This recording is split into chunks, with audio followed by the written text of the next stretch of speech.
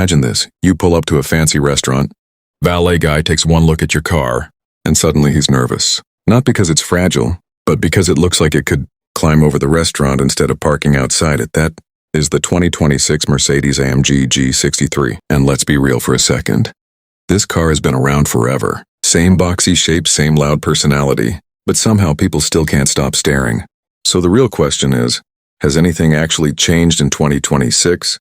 Or is this just the same expensive flex with a new price tag? From the outside, it still looks like a refrigerator on steroids. Flat panels, round headlights, and that signature upright stance. Honestly, if you're expecting a futuristic redesign, you're going to be disappointed. But here's the thing, it works. People don't buy this because it's modern. They buy it because it looks like nothing else on the road. The subtle updates? Sharper LED lighting, cleaner lines, and slightly improved aerodynamics. But don't worry, it's still about as aerodynamic as a brick. Step inside, and this is where things start to feel properly 2026. The interior is a mix of luxury and I can drive over a mountain if I want. You've got high-end leather everywhere, carbon fiber trims, and that big dual-screen setup stretching across the dashboard. The seats are super comfortable, but also aggressively sporty, like they're hugging you just a bit too tight. Long drives, no problem. Tight city traffic, you'll wish this thing was half its size. Now tech, this is where Mercedes usually flexes, and yeah, they've done it again. The infotainment system is fast, smooth, and actually makes sense to use.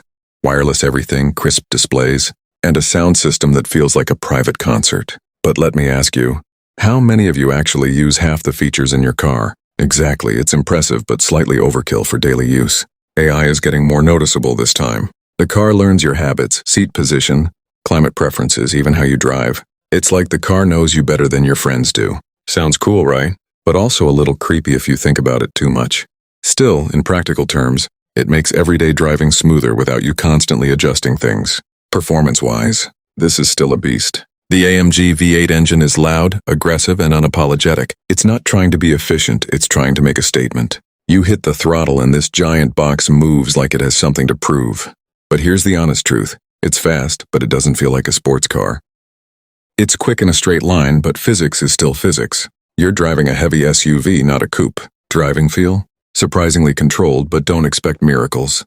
The suspension does a good job keeping things stable, but you'll always feel the height and weight. Off-road though, that's where it shines. This thing can go places most luxury SUVs wouldn't even attempt. But be honest, are you really taking a G63 off-road?